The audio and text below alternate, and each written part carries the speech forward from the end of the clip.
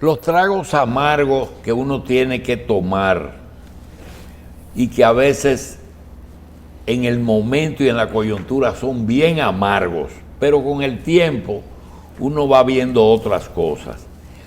30 de mayo, 10 de la noche, matan a Trujillo. Se desenvuelve una serie de actividades que dirige Joaquín Balaguer con la presencia de los Trujillo. Ese proceso para nosotros fue duro porque teníamos que ver al gran colaborador y presidente títere. Trujillo tuvo 4 presidentes títeres: Peinado, Troncoso, Negro y Balaguer. Y ese último le tocó la transición. Decíamos gritando en el Conde, Balaguer muñequito de papel, pero Balaguer le puso un tobogán a esto, sacó los Trujillo, formó el Consejo de Estado y se fue. Eso fue 61, 62. Consejo de Estado hace las elecciones y gana Bosch las primeras elecciones libres en República Dominicana. 7 meses y el poder militar y extranjero deciden deponer el primer gobierno de Bosch. Surge un triunvirato, ese triunvirato gobierna, es depuesto por una conspiración de todos los sectores militares, que luego no se ponen de acuerdo porque hay un grupo que quiere la reposición automática del gobierno destituido y el otro quería elecciones. Ahí entonces se enfrentan y hay la posibilidad de la guerra civil. Cuando Estados Unidos ve que hay posibilidad de una guerra civil, entonces interviene. Cuando interviene, se forman el 24 de abril comandos que Estados Unidos ve que la mayoría de esos comandos están comandados por fuerzas que él no controlaba. Entonces viene el peligro de Cuba. Eso puede ser otra Cuba. Hasta ahí llegué yo. Entonces vamos a hablar con el que tiene la verdad. Eso fue lo que vimos. Estábamos en el medio, pero no estábamos en ningún lugar de poder. Quedan siempre muchas historias que contar. Cabito, la noche que mataron a Trujillo, ¿dónde tú estabas? Yo estaba en el malecón con mi novia. Trujillo estaba ahí antes de irse. Con mi novia. Con mi novia. ¿Con la misma de ahora? Sí. Sí, porque tú nunca has tenido más novia. No te han dejado tener más novia. ¿Y entonces? Óyeme. Entonces. ¿En qué parte del malecón? En la esquina de la calle El Número, que mi mujer vivía en la calle El Número. ¿En El Número? Sí. Pues tú estabas cerca del Obelisco. Relativamente. No. Pero yo estaba ahí mismo. Bueno. Yo estaba donde Miguel Guerrero, que era en la otra. En la otra calle. Frente al Parque Ramos. Eugenio, exactamente. Y Trujillo estaba en el Obelisco y cogió a pie para Máximo Gómez. Como acostumbraba. Y cogió ahí. No. Yo me voy para mi casa. Ajá. Y cuando llego a mi casa, llega una llamada a la casa donde yo vivía, donde la familia Sirí, de La Vega, y ahí llegó una noticia a uno de los muchachos. ¿Ya en la noche? Sí, ¿Todavía? a Felipe, como a las 11 de la noche, que había un lío en el malecón. Había un repepero muy grande. Pony por ahí. Y una vaina muy importante. Sí. Entonces Felipe fue y me despertó y dijo, Cabito, hay un lío. Pero a esa hora... ¿Dónde tú vivías? En la calle, frente a tu esposa. ¿En la de Sobispo Porte? Sí, frente a Don Blanco. ¿Al lado del Club de la Juventud? Sí. Ah, qué bien. Yo vivía en la 64 Altos. Ya. Y ella vivía ahí abajo. Sí. Frente a la 64, como quien dice. Entonces, al otro día temprano, yo trabajaba en rentas internas. Subía por la calle Macorís, iba hasta la Isabel la Católica y ahí estaba. No veía a nadie ni nada. ¿Qué tú trabajabas? En rentas internas. ¿Tú trabajabas cuando José Quesada era el director? Antes de José Quesada. Ah, ya. Cuando yo entré era Miguel Ángel Rodríguez Pereira. Ah, Miguel Ángel. Que era de por allá. Sí, sí. Tío de José Rodríguez Soldevila. El hijo de él fue de la primera promoción diplomática, que era ese muchacho Rodríguez que estaba en protocolo de Palacio.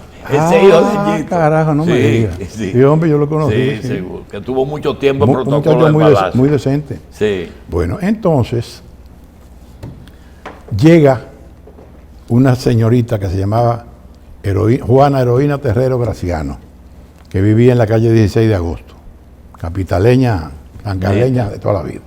Y me dice, Gotró, yo noté una cosa rara en la calle El Conde, ¿usted ha sabido algo? Y yo, ¿cómo así, señorita? Me dice, bueno, como que había unos militares y eso nunca se ve. Y bueno, vamos a ver qué averiguamos. Llega Rafael Justo González, primo de Manolo Tavares Justo, y me dice, ya ve, aquí hay una vaina. Digo yo, ¿cómo así? Me dice, en H y Z y en el cable hay guardia. Digo, ya sé para qué no quieren que salga una noticia. Y empato con lo que me había dicho Felipe en la noche del 30. Dile lo que es el cable. La RCA que estaba en la Julio Verne. No, estaba en el Conde, la All American Cable. All American Cable, sí, estaba en el Conde. Entonces, yo dije, no quieren que salga alguna noticia. Porque todo era por cable. Sí, telégrafo. Correcto. Entonces, ahí me llama el señor Guerra, Manuel Armando Guerra Pacheco, tío de Juan Luis Guerra, hermano del papá de Juan Luis Guerra. Me dice, Gotró, hágame el favor. Cuando él ponía ese gesto, yo si alguna vaina me va a decir. Porque ya el señor Guerra me había identificado o nos habíamos identificado como que no nos gustaba Trujillo. No es que éramos antitrujillistas, militantes. Ni militantes de no.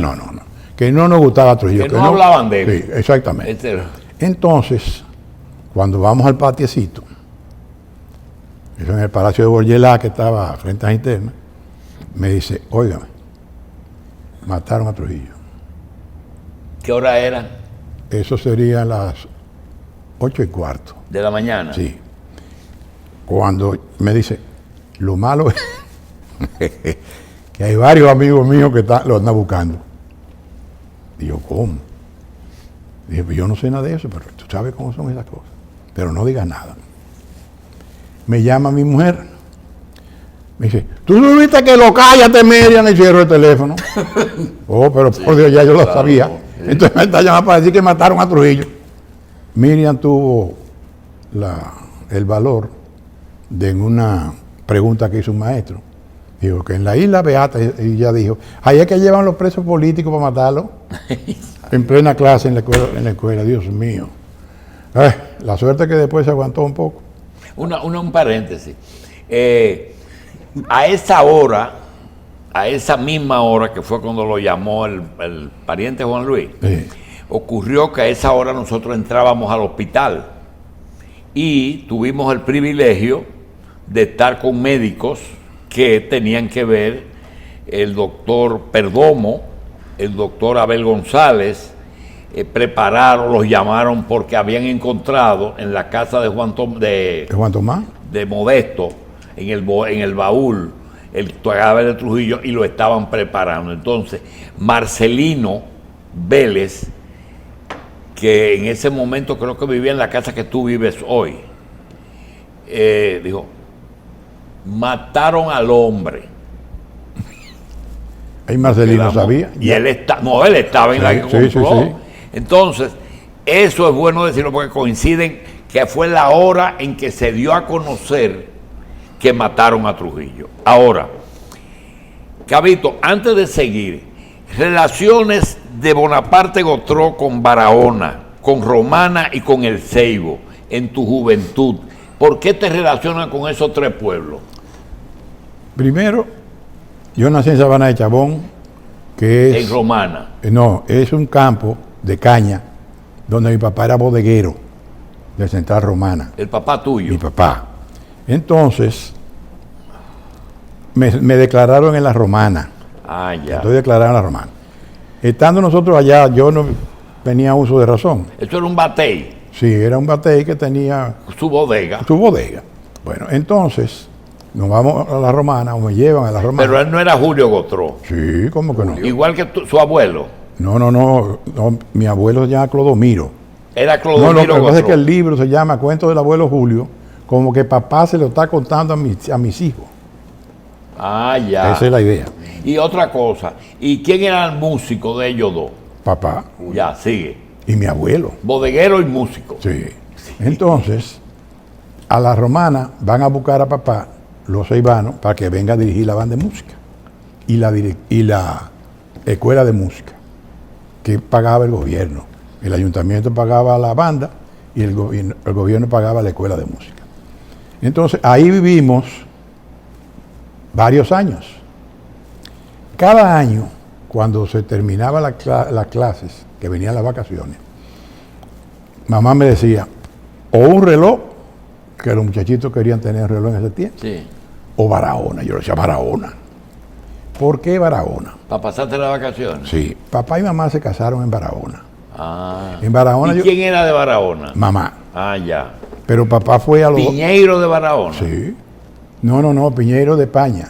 Ah, ya. Espérate, esa es la otra parte, que yo he descubierto que el abuelo era español, pero así con documentos. Bueno, el caso es que a mi abuelo lo fueron a buscar a la Romana, que estaba viviendo, para que fuera a hacer la música en Barahona.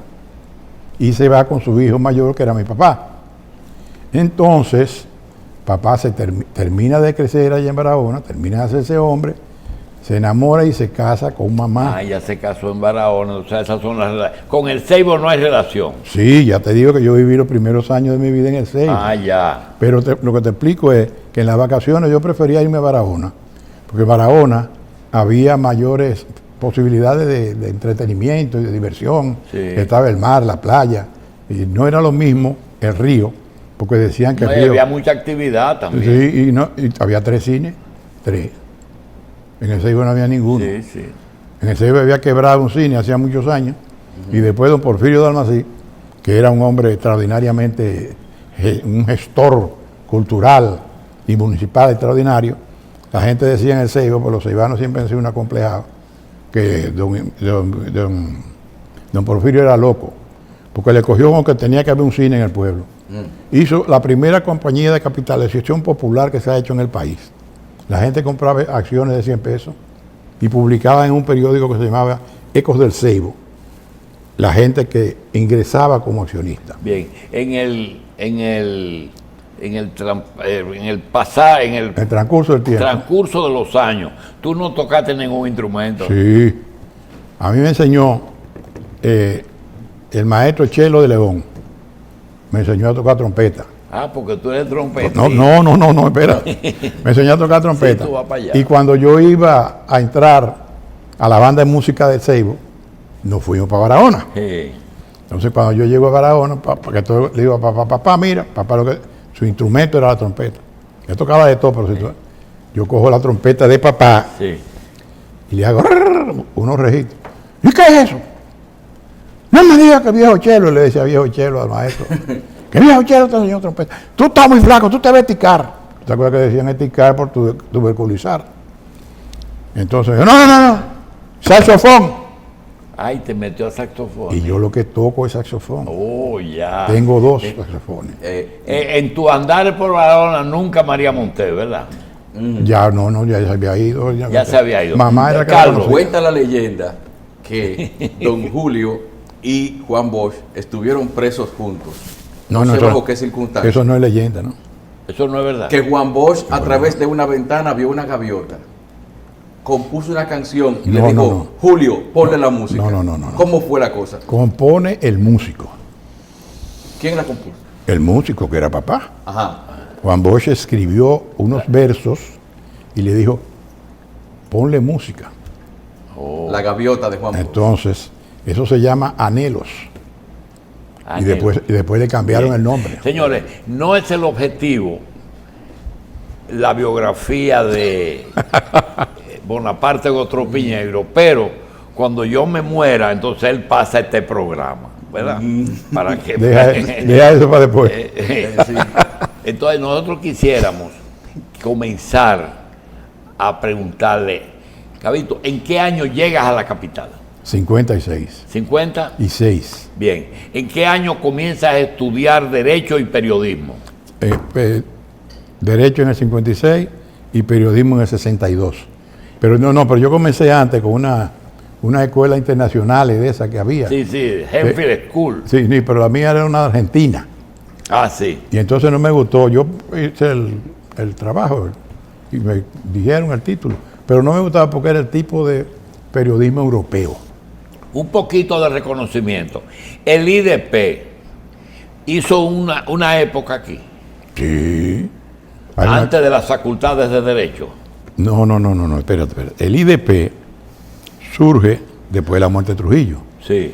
Y la escuela de periodismo se instala en 1962, después de la muerte de Trujillo. Al lado del 14 de junio, en el segundo piso, frente a Ciro, ahí en el Sí, Conde. porque antes se enseñó periodismo en la Facultad de Filosofía.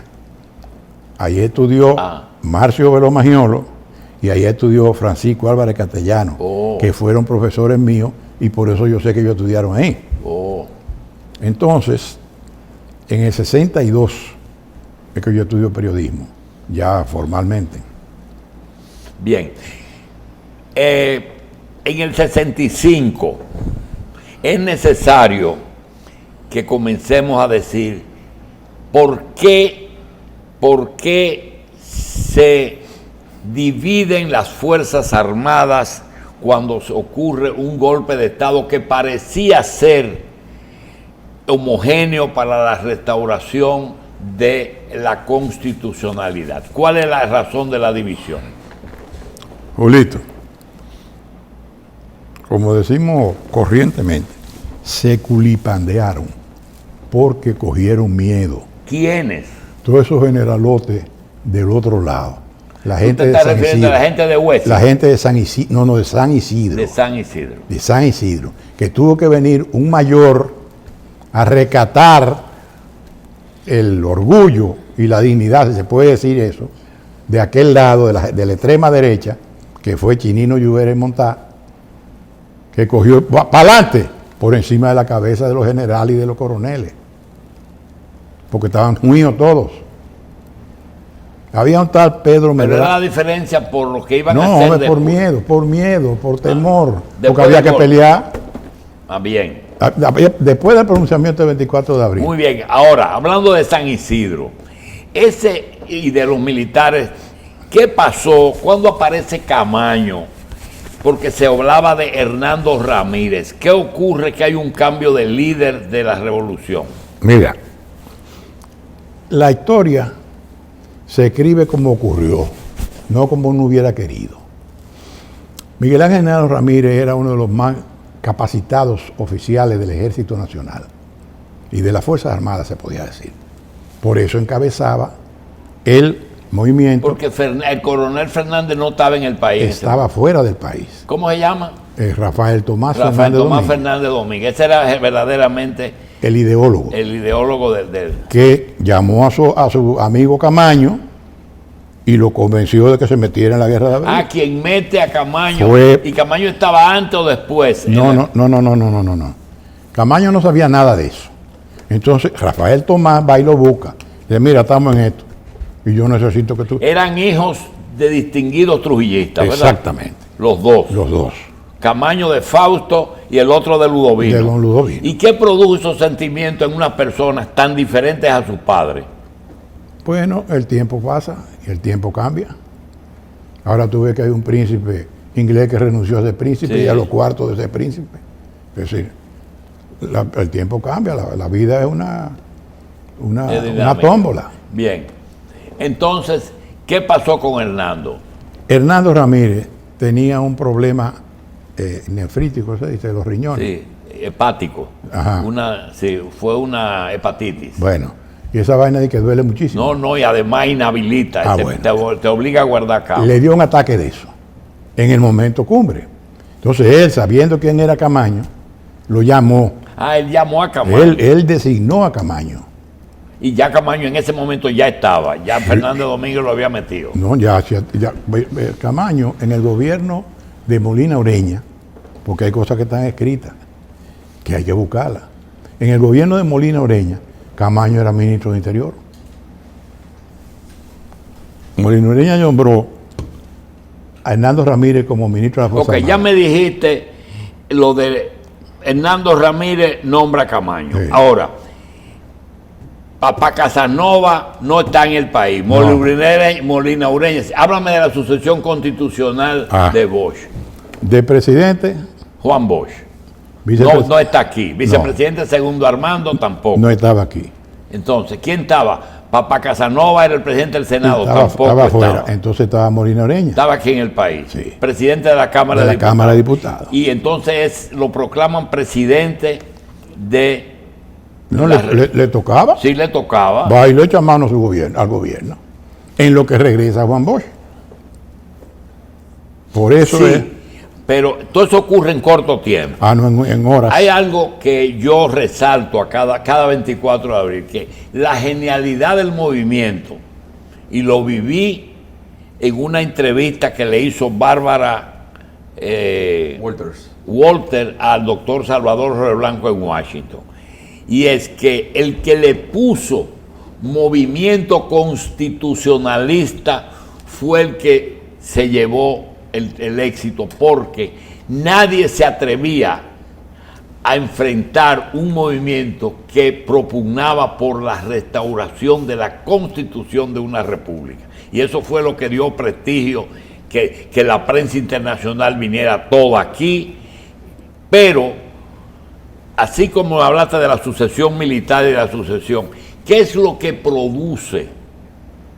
Ya se habló de que cogieron miedo, cogieron los... Ahora, ¿qué es lo que produce la invasión? La invasión. Porque ellos llegan en un solo día, llegan a Jaina, porque acuérdate de una cosa, de Puerto Rico aquí, que estaban los principales helicópteros, hay una hora, y el 28, eso fue el 24, al mediodía, el 28, Cabito, a los 2 días, nosotros teníamos 40,000 soldados. ¿Cómo se movieron tan rápido todos esos militares? Tú has hecho una pregunta de respuesta múltiple. Sí. Vamos a ver si yo comienzo por el final. Sí. Tú sabes que hay un portaaviones dando bandazos por aquí por el Caribe. Siempre, sí, siempre. Primera cosa.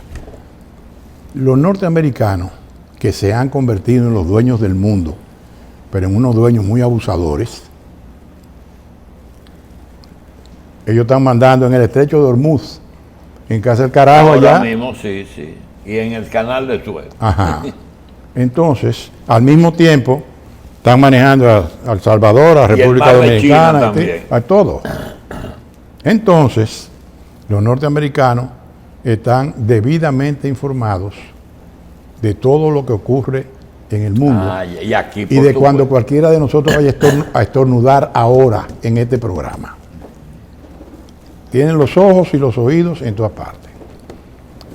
Que es el deber de un imperio para obtener el dominio que tienen los norteamericanos. Entonces, recuérdate que el 19 de noviembre, el día que se fueron los Trujillo, había un portaaviones ahí, en el Placer de los Estudios. Yo fui a verlo, el portaaviones, un domingo en la mañana, el día del golpe de Chavarría. 19 de noviembre, el día del golpe de Chavarría. Había un portaaviones ahí. Y los aviones de portaaviones despegaron y sobrevolaron la ciudad. Yo estaba mirándolo. Y el boxer que evacua a los que deseaban irse desde el Hotel Embajador, ¿estaba en el área? Sí, pues siempre estaba en el área. Eso forma parte del Comando Sur. Ya. ¿Entiendes? Entonces yo lo que hicieron fue movilizarlo. Además, desde que sonó la galleta, esa gente tiene gente que sabe qué es lo que hay que hacer. Y dijeron, no, espérate, vamos a mover estas fuerzas para tenerlas cerca. Por eso es... Ya, por eso fue tan rápido el desembarco. Exactamente. Está claro. Entonces, ¿cuál fue la razón del desembarco o de la intervención? Más de una. Internamente fue porque le habíamos derrotado su ejército de ocupación, sus tropas de ocupación.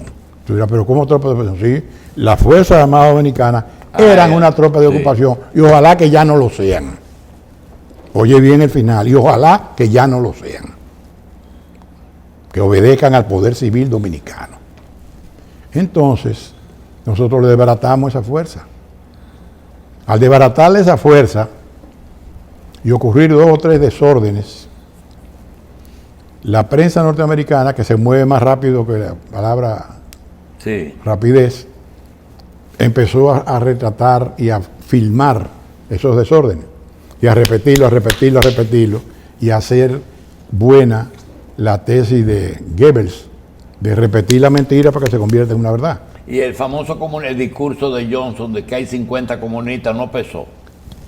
Lógico que sí, porque ellos necesitaban esa justificación, porque lo que ellos tenían era un temor de que se convirtiera ese movimiento triunfante en una segunda Cuba.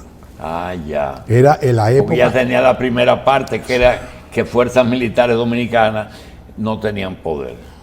Entonces, hay un libro muy interesante. Pero espérate. Y esas fuerzas regulares que estaban ahí adentro, estaban dirigidas por el Partido Revolucionario Dominicano y eran suficientemente grandes para haber vencido a San Isidro, porque uno no sabe dónde estaban. ¿En qué consistía la fuerza de lo de ahí dentro? ¿En los comandos o en las fuerzas regulares que estaban ahí? Pero es que los comandos se forman después. Se forman al mismo tiempo que se va produciendo los distintos acontecimientos de la guerra. ¿Los comandos se forman después del desembarco? No, espérate. Todo ocurrió con tal velocidad que a veces el tiempo te resulta difícil dividirlo. 24 de abril. Suena la galleta. 25 de abril comienzan los acontecimientos. Se instala Molinureña. Entonces empezamos a... ¿En el Copelo? No, Molinureña se instaló en el Palacio Nacional. Ya. El palacio. Recuerda que del Palacio Nacional fue que salieron. Y que murieron los otros. Y que salieron con Polín, a la casa de Polín, y de ahí se fueron a las embajadas. Entonces, el 26 es cuando se produce el gran acontecimiento de la gente juntándose. Porque la gente se dio cuenta de una vez, en el olfato popular, de que eso iba a sobrepasar a un golpe de Estado, que ahí iba a haber que pelear. Tú estabas ahí, tú sabes bien cómo se formó todo eso. ¿Cómo se formó? Los comandos se formaron por generación espontánea. Yo soy de San Juan, a todos los sanjuaneros que yo encontraba. ¿Y los partidos hicieron sus comandos? También, pero fundamentalmente los comandos fueron una creación popular por generación espontánea. Entonces los partidos... Por barrio. Y por barrio y por familia. ¿Cómo se armó tanta gente en 4 años? Porque Trujillo no creo que tenía, en esa época, no posesión de armas como las que se utilizaron en esos comandos. Porque hay una base, que era el 16 de agosto, que se repartieron las armas. Así fue que se armaron los civiles. Él te va a decir. Sí. Bueno, y después terminó siendo coronel. Galván Rosado, el doctor Galván Rosado, un oficial. En esa rapidez de formación, abrió la vaina y arma para todo el mundo. En esa, tú dices, son pocos días y muchas cosas. Cuando se semi-organiza el gobierno que sale de Palacio desbandado. Comenzamos el 28. ¿El 20? El 28. Con la misma desembarco, por paralelo. Nosotros por la mañana ya tenemos el comando central. Fruto de la victoria del Puente Duarte. Entonces ya Camaño se instala en la esquina Canela, en los altos de un garaje que había ahí, en donde quedaba la librería de Fiume Vicini. De Fiume. Ahí me va a buscar José Antonio González Ortega, José Agasajo, un periodista, y me dice que te necesito un periodista para el comando central. Digo yo, pero tú eres más periodista que yo, porque ya él tenía experiencia, que yo no tenía todavía. Me dice, no, es que mi mujer le ha dado un ataque de nervios y yo lo tengo que sacar de aquí. Digo, está bien. Entonces yo voy a parar al comando central. Entonces tú fuiste a la Canela esquina Pina. Sí. Desde donde íbamos a tirar por teléfono las noticias que se produjeran en el lado Y constitucional. Camaño tenía ya uno provisional ahí. Tenía su oficina ahí. ¿Quiénes más estaban? ¿Héctor Aristio todavía? No, Camaño y Héctor Aristi. Y entonces había militares. Entonces, el jefe Camaño nombró al capitán Mario Peña Tavera como jefe de la Casa Militar. Pues todos esos rangos están ahí. Porque La Chapel ya estaba. Sí, pero no estaba ahí. Estaba en otro sitio. Sí. Y Núñez Noguera estaba en otro sitio. Y González estaba en otro sitio. Y Lorenzo Ascensión Silverio estaba en otro sitio. Y Marino Alman Santoribio estaba en otro sitio. Y Píndaro Peña Perelló estaba en otro sitio. Entonces, hablando de oficiales de academia, todos brillantes. Porque la Guerra de Abril se inició con un plan de Estado Mayor, un estudio de Estado Mayor. Lo que vamos a hacer es esto. Está escrito. Lo que pasa es que no se ha publicado. Otro paréntesis. Ese episodio de Radio Televisión Dominicana con Beliar Sarubi, Freddy Vera, mientras ustedes estaban en La Pina. No, eso se produjo la tarde del 24, que fue donde cogieron, A la misma fue tarde. donde cogieron preso a Peña Gómez. Ah, ya. La ¿Y dónde tarde. estaba Peña en ese momento? En Radio Televisión Dominicana. ¿Eh? Cuando lo cogieron preso. No, después. Se asiló. No. Después, realmente yo no sé. Cuando yo volví a saber de Peña Gómez, fue el día 29. Él llamó por teléfono al comando, porque déjame explicarte la ubicación del comando. Camaño tenía su oficina con una extensión del teléfono. A mí me han sentado en un escritorio que tiene un teléfono. Suena el teléfono, ¿Qué edad tú tenías? yo tenía 27 años. Sigue. Suena el teléfono y yo lo cojo. Comando constitucionalista. Pues no hay que esperar. Ahí todo se improvisó. Ahí Y te se- pusiste el nombre, Comando Constitucional. Y entonces, no, ya el nombre estaba. Porque se había hecho un documento hablando del firmó. comando constitucionalista. Entonces, yo contesté. En lo adelante, cada vez que sonaba el teléfono, yo lo tomaba. Sí. Entonces yo te pago, coronel, coja. Camaño cogió el teléfono allá y me autorizó, me ordenó. Quédate oyendo las conversaciones porque a mí se me olvidan las cosas en las que en este rebú yo acuerdo que voy a hacer. Tú me las anotas y me las das después. Ah, sí, señor. Entonces yo tapaba el teléfono, pero me tiraba todas las conversaciones. Sí. Entonces yo apuntaba, llamar a Luis García y a donde que yo quién, etcétera. Entonces, yo tenía una libreta donde anotaba todo eso y después le pasaba la nota a él, o verbal o ¿Cuándo escrita. se van de La Pina al Copelo? El día 3 de mayo. ¿El día? 3 de mayo. ¿Y ustedes están todo ese tiempo en La Pina, desde abril 24 hasta mayo? Sí, sí, sí. ¿Y de quién fue la idea del Copelo? Yo no sé, pero como yo no sé, se la voy a atribuir al amigo Leopoldo de Payananita, Apolíneo. Hay una idea. Déjame explicarte por qué. Porque cuando nosotros llegamos ahí también pudo haber intervenido García Germán, porque donde nosotros nos instalamos fue en las instalaciones del Colegio de Contadores Públicos Autorizados. Y en el Que estaba en el Copelo. Sí, en el tercer piso. Y en el quinto piso, que había una ¿Y la HIZ dónde estaba? en el segundo. En el segundo. Entonces, en el techo quedaba el CODIA, tenía su oficina el CODIA, Sí. que ahí fue donde se hizo la primera rueda de prensa del gobierno, donde se anunciaron los nombramientos de los primeros ministros. Bien, Cabito, el gobierno como tal, el gobierno presidido por Camaño, ya sin Molina Ureña, ¿hasta dónde es cierto que Peña Gómez, porque tú no estabas en todas partes, No. ni tampoco habían mucha comunicación? Aquí habían 4 hojas que se imprimían, 2 de un lado y 2 de otra. ¿Quién hacía las 2 hojas constitucionalistas? Bueno, nosotros teníamos 2 periódicos. Sí, Uno que era el periódico La Nación, sí, que que siguió era, saliendo. que era del gobierno, Sí. y otro que era el excelente trabajo que hicieron Ramiro Alfredo Manzano Bonilla y el Chino Ferreras. Ah, el 14 de junio, No, que después fue el 14. el 14 ya había desaparecido el periódico. Ah, ya. Que era Claridad, en el 62 había desaparecido. Patria. Ah, Patria, sí. Patria, que era un periódico de guerra. Que era Manzano y el Chino. Era un periódico de guerra.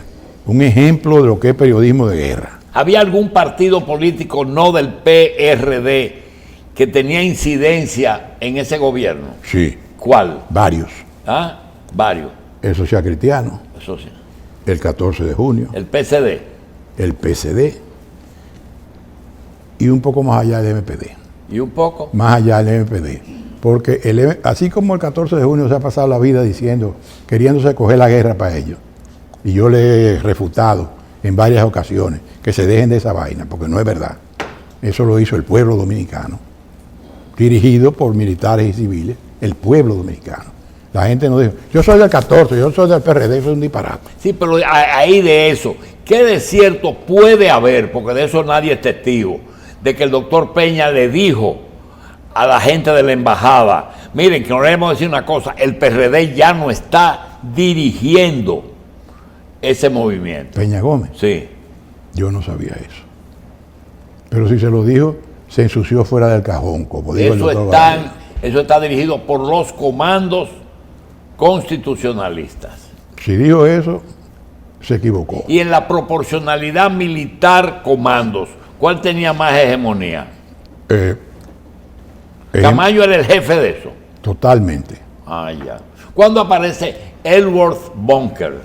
Cuando la OEA, ¿Quién era Ellsworth Bunker? Ellsworth Bunker era un abogado vinculado al negocio del azúcar de toda la vida, accionista y abogado del azúcar, y un gran agente imperial de su país, Sí, seguro. en beneficio de su país, que tenía una gran capacidad de negociación, porque cuando tú negocias con una carta bajo la manga y con un mazo, pues es muy fácil negociar. Pero lo que le fue relativamente fácil aquí, no le fue fácil en Vietnam. Ah, ya. Yo me alegré mucho del fracaso de Bunker en Vietnam. Allá fracasó. Sí, Aquí sí. tuvo éxito. Allá salieron con la sábana por un canto, huyendo, porque la salida de Estados Unidos de Vietnam fue huyendo. Ok, nosotros quisiéramos cerrar por lo menos el segmento con algo que tú presenciaste, porque tú estabas en esa mesa en la que se trató siempre de salvar el prestigio del movimiento constitucionalista, pero con la insistencia de ustedes de que ustedes tenían la razón, tenían el poder y tenían la Constitución, contra un sector que no tenía ninguna de esas cosas y eran golpistas. ¿Qué se discutía con Bunker y la comisión de la OEA para lograr la paz? Mira, la verdad está contenida en un documento publicado por la Universidad Autónoma de Santo Domingo, que son las conversaciones entre la comisión de la OEA y nosotros.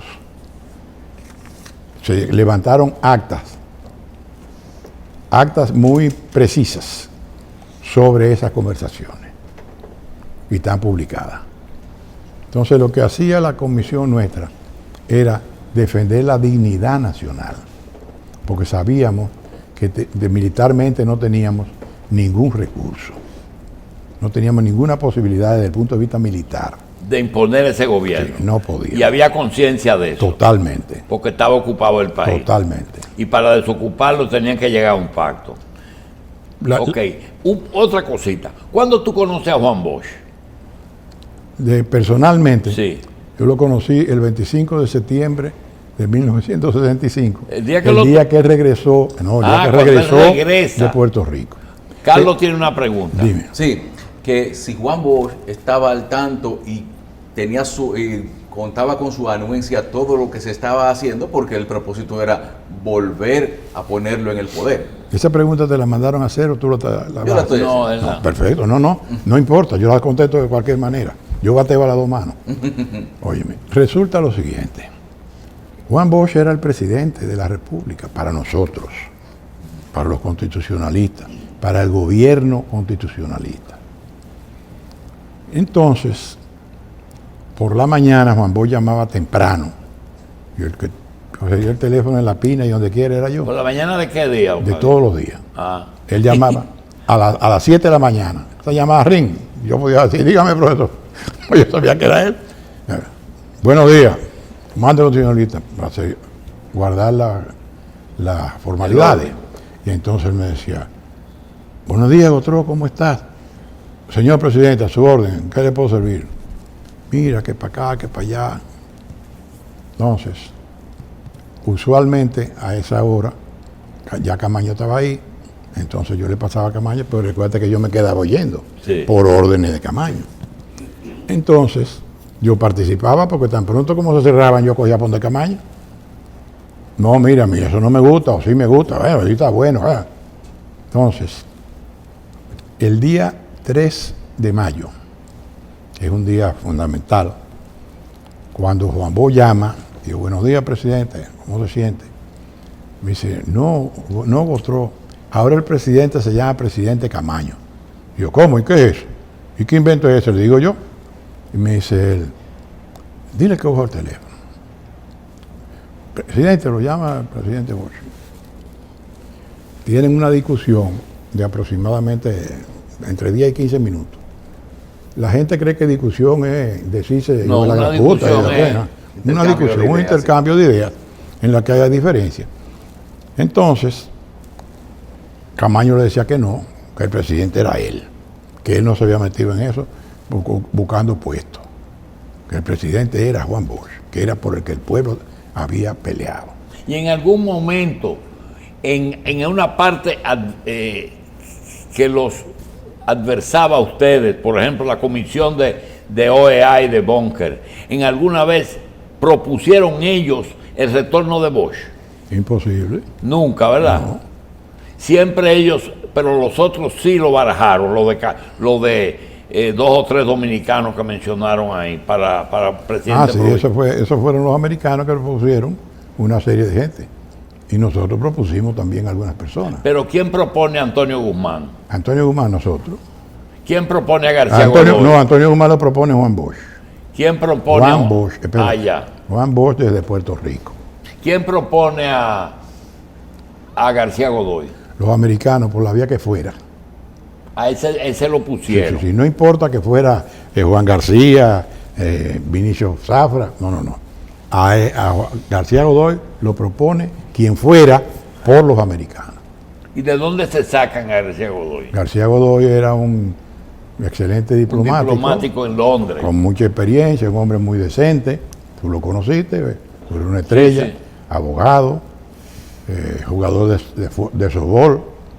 Era un tipo decente y conocido. ¿Quiénes decidieron firmar el pacto? No, ¿quiénes firmaron? El grupo de ustedes que decide, bueno, ya esto hay que terminarlo. Hubo una reunión el 8 de julio que fue determinante, que aparece copiada textualmente el acta en el libro que te digo que editó la UAS, de las actas de las conversaciones. En esa reunión, todavía me provoca risa las estupideces que se dijeron en esa reunión. La reunión se decide porque era para decidir si se aceptaba a García Godoy.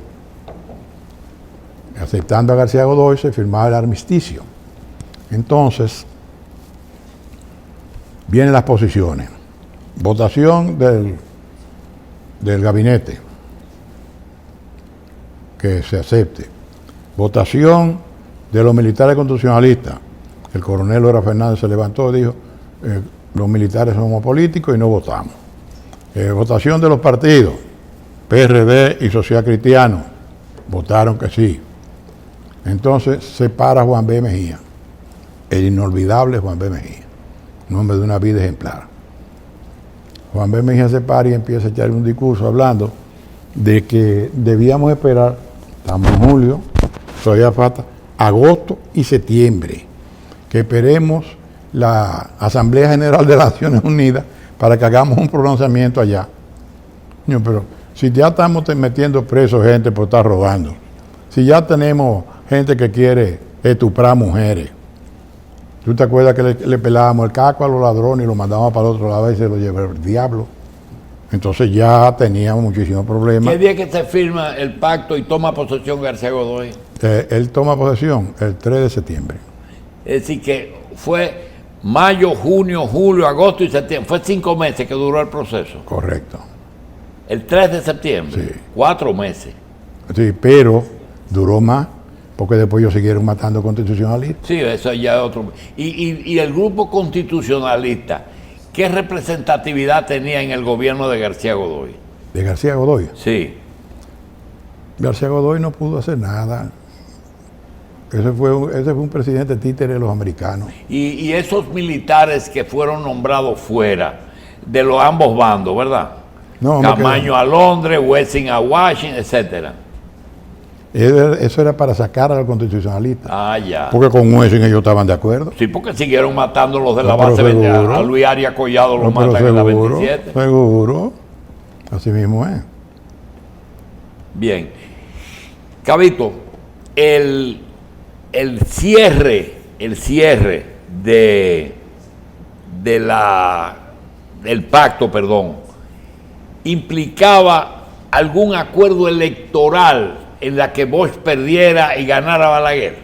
No, parece que eso resultó lo más conveniente desde el punto de vista de la paz, que quiere decir la pacificación matando a los constitucionalistas, deportando a los constitucionalistas, apresándolos, persiguiéndolos, acosándolos. Mira, yo no quiero, tú viste que él te preguntó, ¿eso lo haces tú o te mandaron? Lo que pasa No, pero yo pasaba- no, yo sé por qué. Lo que pasa es lo siguiente, mira, hay un respeto por ciertas personas. Yo le pregunté a Cabito, Peña Gómez le dijo a la embajada, PRD no está manejando ese movimiento. No, yo no lo sé, porque realmente no lo sé. Ahora yo pregunto, en el proceso desde el 24 de abril hasta la firma de García Godoy, la instalación, ¿cuál es tu opinión sobre la actuación del profesor Juan Bosch? Un poco de esa opinión puede estar influida por la actitud de Camaño frente Porque tú a Juan hablabas todos los días con Juan Bosch. Sí. Saludos, presidente. Sí. Pero oye bien lo que te respondí, te comencé a responder. Un poco de la opinión que yo tengo sobre ese periodo de Juan Bosch está influida por lo que opinaba Camaño de Juan Bosch. Llegamos al 3 de mayo, Juan Bosch sugiere a Camaño, hacemos la elección de Camaño, porque el Congreso Nacional se reunió y eligió a Camaño. Y así vamos caminando hasta que llegamos al día 14, 15 de mayo, que regresa al país traído en un avión de los Estados Unidos, uniformado, el coronel Rafael Tomás Fernández Domínguez. El coronel Fernández Domínguez dijo, a regañadientes, Juan Bosch tuvo casi que de darle 100 órdenes y el hombre no quería venir, yo sé que como él no podía venir aquí en un avión de los americanos, etcétera, etcétera. Pero después ahí tú buscas los ejemplos históricos y te encuentras con que Lenin llegó en un avión, en un tren alemán a Rusia. Entonces, llega Fernández Domínguez. Fernández Domínguez viene con un mensaje que manda Juan Bosch. El mensaje, un mensaje infame, voy a repetir la palabra por el peso que tiene. El mensaje que mandó Juan Bosch con Fernández Domínguez era un mensaje infame. Cuando llega Fernández Domínguez, que lo reciben, se hace una reunión del alto mando militar, que para entrar a la oficina de Camaño había que pasar por la oficina mía. Por eso es que yo vi tantas cosas. Sí. Entonces, cuando salen de ahí, sale todo el mundo con el hocico de este largo. Sí. ¿Qué pasa? Se van, yo entro, cierro y le pongo el seguro. El seguro a la puerta. Dice, ya vienes tú con tu vaina. Digo, no, póngame atención. Usted tiene que oírme a mí. Yo tenía esa confianza con él, que él me la dio. Sí, seguro. Sí. Entonces, ¿qué es lo que tú quieres saber? ¿Tú siempre quieres saber? Yo sí, yo quiero saber. Porque usted me dijo a mí que esa pistola que usted me regaló, yo le dije a usted que yo necesitaba un arma para cuando se acabara esta vaina, que hubiera que salir huyendo, yo tenía que tener una cosa para defenderme. Y usted me dio la pistola. Entonces, yo vengo a que usted me diga qué es lo que pasa, que todo el mundo sale con el jocicazo ahí molesto y con los ojos colorados de la rabia. Sí. Siéntate ahí.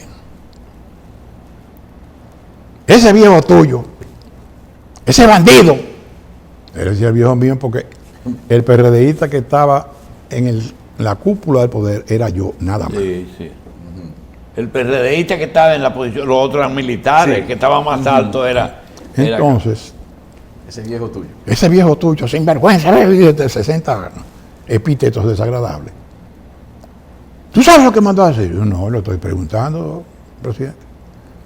Me dice, mandó a decir que nos rindamos y nos alberguemos en la catedral, que los americanos no van a romper ese edificio patrimonio de la humanidad. Digo yo, ¿cómo?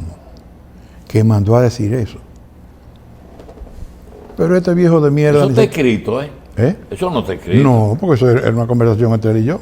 No, pero después no se escribió eso, ¿verdad? Ah, sí, sí. Lo que recoge la historia es que Juan Bosch había dicho que no iba a tomar posesión en un país ocupado. No, eso son pendejadas. Él pudo haber dicho eso, pero él estaba negociando con los americanos. ¿Por qué él mandó a Fernández Domínguez ¿Y para acá? cuándo mandaron? Espérate, ¿por qué él mandó a Fernández Domínguez para acá? Yo vine Él 4 fue años quien lo después, mandó. yo quiero saber por qué. Oye, él fue quien lo mandó, porque él estaba negociando con los americanos. Y las cosas que se van a ir descubriendo de Juan Bosch, lo van a tumbar del altar donde lo han puesto los ignorantes. Voy a volver a repetir la frase. Las cosas que se van sabiendo de Juan Bosch, lo van a tumbar del altar donde lo han puesto los ignorantes. Y yo que no tengo nada que ver con eso, si yo salgo en defensa de Juan Bosch, con el que no tenía ningún tipo de relación, hiciera por la paz que él hacía todos esos disparates. Ah, Bolivia. Él escribió el mejor cuento de Juan Bosch escrito sobre Bolivia, sobre el altiplano peruano-boliviano. Cabito, ¿cuándo él manda a aceptar a García Godoy? No, Juan Bosch no tenía que mandar esa vaina. Con ese mensaje de Fernández Domínguez ya estaba No, ya. todo. Bien. Pregunta, ¿en qué año tú sabes que todos los periodistas, por suerte, y ahora se usa más que nunca, tienen sus sentimientos? Es decir, son Seguro. imparciales y objetivos en sus escritos, Seguro. pero tienen sus sentimientos. ¿En qué años tú entras al PRD? En el año 61, Uno, o dos. 62. 62. 62, pero no como militante fijo. No, hombre, yo sé. Yo entro ya en el año 64. Ya ahí Cuando el Consejo de Estado. No, 64 no. Cuando el triunvirato. Sí, cuando yo regreso de Venezuela, ya voy y me incorporo al partido. Y en el de Bosch usted tuvo cargo. Sí, yo fui cónsul. Usted fue cónsul en La En Guaira. La Guaira, nombrado por Los Juan 7 Bosch. meses. Sí, nombrado por Juan Bosch. Ah, ya. Y usted no tuvo relaciones con Juan Bosch. No lo conocía personalmente. ¿Y quién hace que usted sea cónsul? Juan Bosch, la pregunta que tú hiciste ahorita. Juan Bosch y papá estuvieron presos juntos. Ah, Es decir, ya. antes de yo nacer, ya ellos eran amigos. Pero Si él creía mucho eso en es, eso. ¿bajo qué circunstancias caen presos juntos los dos? No cayeron presos juntos. Coincidieron en una celda, pero estaban... No, yo hago la historia con mucho gusto. Sí, Espérate. A mi padre, a mi abuelo lo asesinaron en Barahona. Años después, el que lo asesinó, como estaban llevados sus familiares con ¿Por Trujillo, razones políticas? no, Personales. por razones personales, absurdas, por demás. Entonces, papá tenía una orquesta, le hicieron 2 atentados en Barahona, porque la gente decía que él iba a matar al hombre que lo mató, que le mató a su papá. 2 atentados a tiro y mataron gente. Entonces, papá y mamá, que ya estaban casados, salieron para acá. Viviendo aquí, papá tenía una orquesta que ensayaba en la José Reyes. Iba hacia la José Reyes esa tarde, por la calle Las Mercedes, y frente a la plazoleta que hay al lado de la de la iglesia, donde quedaba, donde frente a Emilio a don Rodríguez, Emilio de Rodríguez, Molina, donde quedaba la Academia de la Historia entonces. de la Paloma. No, Sí. Ahí papá se encuentra con el hombre que mató a su papá, que como estaba enllavado con Trujillo, su familia, el hombre lo que hacía era que dormía en la cárcel, pero se hacía su vida normal en la calle. Se encuentran, se ajebran, como se decía entonces, y papá siempre andaba con un puñal para defenderse. Lo mató. Le dio una puñalada en el corazón, pero le dio una sola porque papá no era un asesino. Cuando él le dio la puñalada se dio cuenta que el hombre estaba listo. Fue y se entregó a la guardia y entonces por eso, Un hombre que debía estar preso, ¿verdad? exactamente, lo ponen en la torre del homenaje. A Juan Bosch lo llevan a la torre del homenaje por política. Y ahí se hacen amigos porque en la cárcel, en la cárcel la gente pregunta, ¿y por qué tú estás preso? Sí. Don Ludovino Fernández, amiguísimo de mi papá y amigo mío por herencia, que lo traté cuando él fue comandante en Barahona. Don Ludovino le dice a papá, doctor, ¿por qué tú estás preso? Y papá le hace la historia. Don Ludovino se paró, estaba preso, y le dio un abrazo que todavía Sí. bien apretado, porque Ludovino era un hombre Era una cosa, enérgico. Oye, usted y yo tenemos que ser Un amigos. hombre de verdad. Sí. Y terminaron siendo amigos. ¿Me entiendes? Por eso estaban ¿Qué presos. tiempo tuvo preso? Papá, como 3 años. Bien. Señores, todo se queda porque este programa que se va a transmitir varias veces va a tener también el apoyo del día 23. ¿Por qué 23? Porque el 24 de abril es sábado y el 23 Bonaparte Botó Piñeiro, si Dios quiere, Amén. estará con nosotros de nuevo otro rato contándonos aquellas cosas que se quedaron Sí. en el tintero. Le damos las gracias y que vamos entonces a pedirle, a ver, para, como dice por ahí, 100 canciones y 1.000.000 de recuerdos, que no se vaya, que el último segmento de comentar la actualidad, para no, que no parecernos que estamos muy quedados, ¿verdad? Allá en el 58 años atrás, que te quedes y vamos a ver los titulares dentro de un ¿Sabe qué? ratito. Julito acostumbra a meter a la gente para lo hondo. O por ahí que te quiero meter, en lo de ahora, que ya tú no quieres, que tú no quieres. No, que no. ¿Cómo que no? Bien, vamos a una pausa.